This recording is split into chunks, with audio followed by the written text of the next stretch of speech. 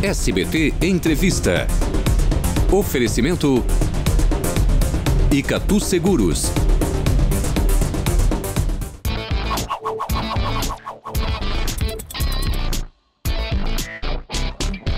Nascido em Rio Grande, o general Santos Cruz é o secretário-geral do governo Bolsonaro. Saiu do Rio Grande do Sul aos 15 anos, há 51 anos atrás.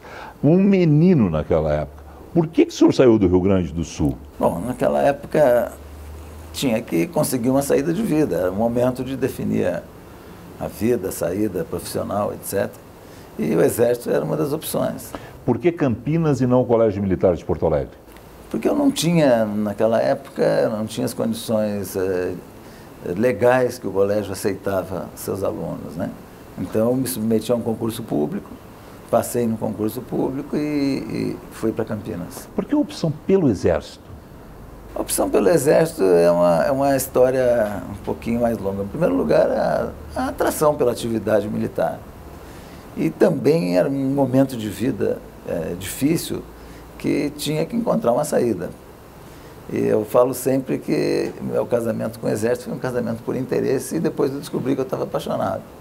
Qual era o primeiro interesse? O primeiro interesse era uma saída de vida. O senhor perdeu o pai com 3 meses de idade, a mãe com 5 anos. Como é que foi essa trajetória até a opção pelo Exército? Uma história muito longa, né? Uma família muito grande naquela época, 8 filhos, né? Esses 5 anos entre o falecimento do pai e da mãe, ela ficou doente, praticamente hospitalizada o tempo todo. Então foi um período que eu, por ser o mais novo, não lembro tanto das dificuldades, né? Mas os irmãos mais velhos, eles passaram uma história bastante difícil. Mas foi tudo vencido, todo mundo conseguiu se formar, todos tiveram uma vida digna. O senhor saiu do Rio Grande do Sul há 51 anos. Qual é a sua relação com o Estado hoje? Eu tenho uma irmã em Rio Grande, um irmão em Pelotas, uma irmã e um irmão em Porto Alegre. Sempre que posso vou ao Rio Grande do Sul para visitá-los. Tenho alguns amigos também em Rio Grande. E tenho Colorado que... O senhor é colorado, é?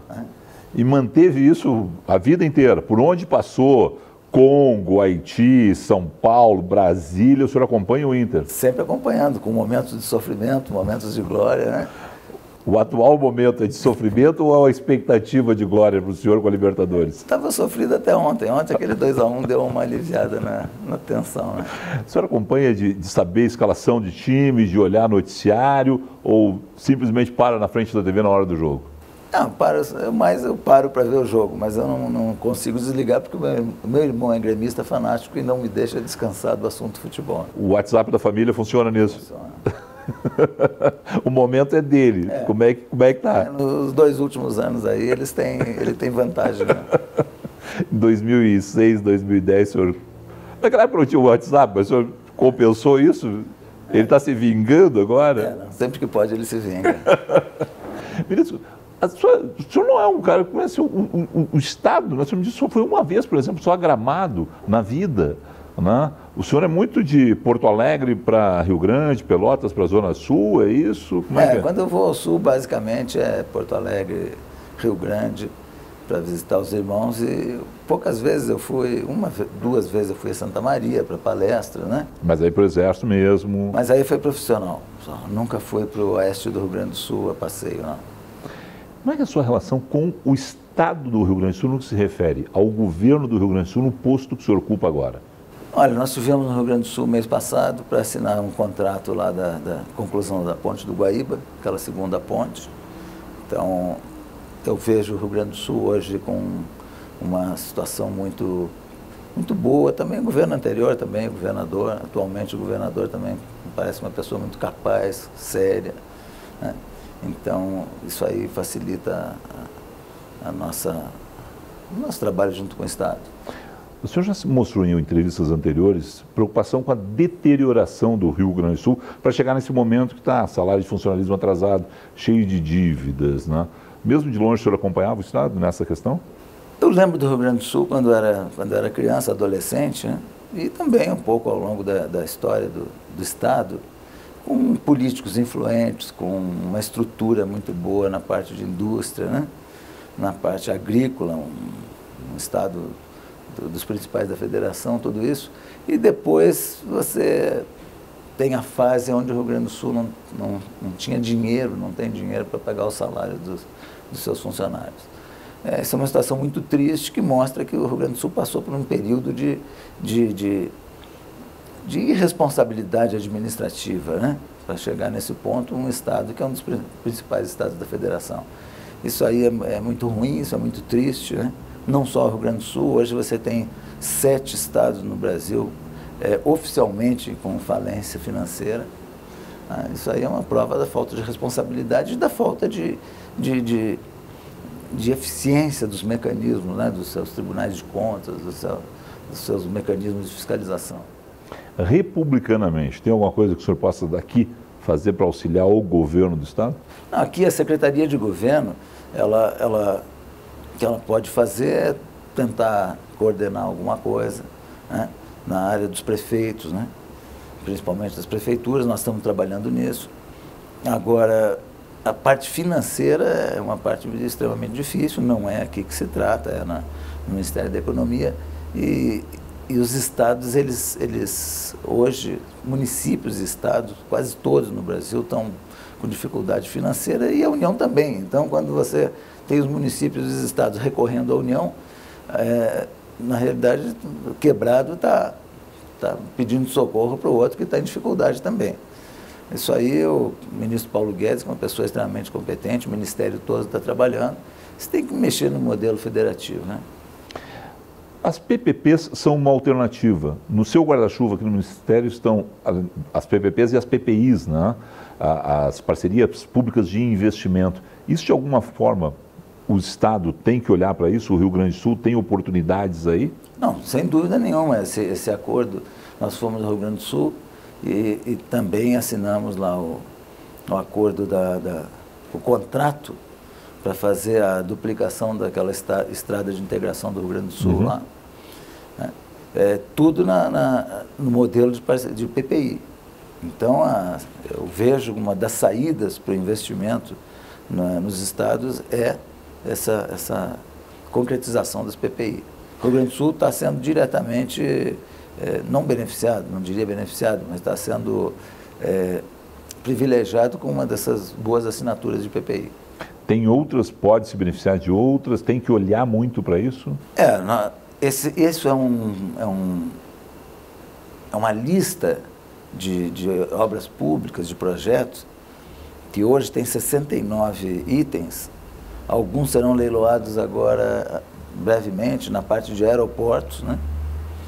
Os aeroportos no Nordeste, também no Centro-Oeste e no Leste. Grupos de aeroportos serão leiloados. Ferrovias, né? Construção de ferrovias, construção de estradas. Então, isso aí, sem dúvida nenhuma, o Rio Grande do Sul vai se beneficiar com isso. Os municípios gaúchos, o que eles podem encontrar de programas aqui na Secretaria-Geral de Governo? Os programas de governo, eles são desenvolvidos basicamente pelos ministérios, que executam as ações. A Secretaria de Governo, ela faz coordenação de municípios, coordenação de governos dos estados, pela sua Secretaria de Assuntos Federativos, né? Houve recentemente a vinda de alguns prefeitos do Rio Grande do Sul de áreas afetadas por enchentes. Que estão reclamando que o dinheiro não chegou. O problema o problema principal é dinheiro, mas ali não é só dinheiro também, é a parte de manutenção de estradas para escoamento de safra, principalmente, né? Existem outros problemas, lógico, mas essa aí era a discussão principal, era o escoamento da safra de arroz. Ministro, vem aí a reforma da Previdência, que é o principal ponto da equipe econômica do governo no início já do mandato. Um dos problemas da reforma da Previdência nos governos anteriores foi a questão da comunicação. A comunicação passa pelo senhor. Vocês preparam campanhas para isso?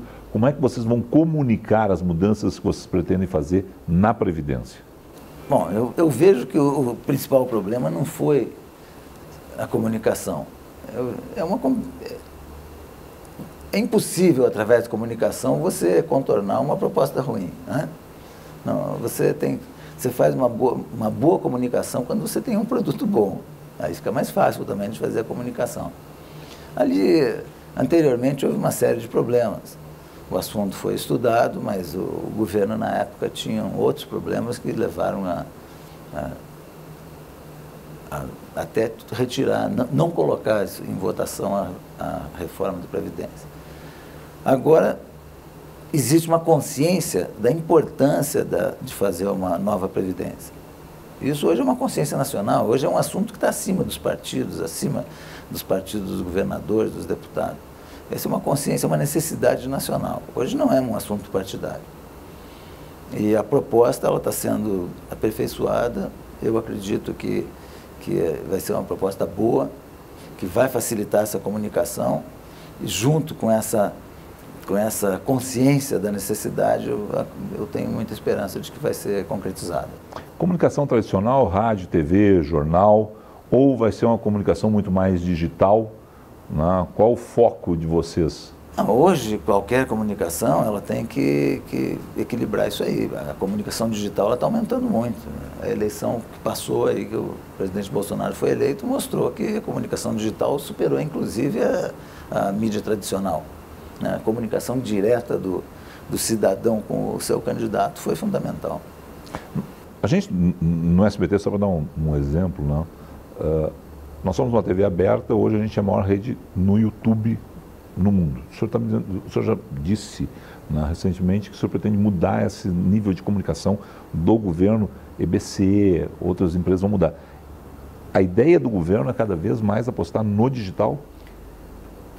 Você tem que utilizar o veículo de divulgação para a finalidade que se propõe.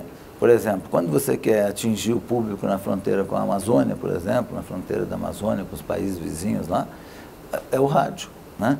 O rádio ainda é fundamental. As pessoas, por exemplo, quando ficam trabalhando, elas não ficam trabalhando assistindo televisão, elas trabalham em alguns serviços escutando rádio, né? Se deslocam escutando rádio.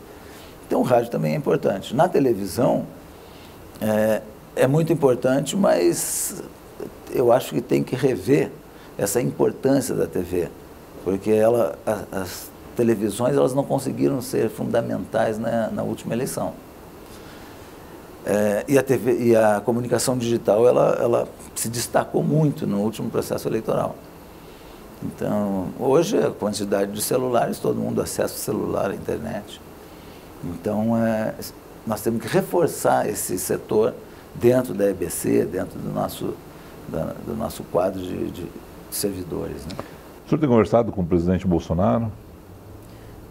Procurei não conversar muito para não perturbar a recuperação dele, mas mesmo assim a gente, de vez em quando, se comunicava. Quais são as prioridades do governo na sua pasta nesses primeiros 3 meses de governo? Né? Qual é o foco? Tem várias prioridades. A primeira delas é a parte, por exemplo, da comunicação, né? A comunicação de governo.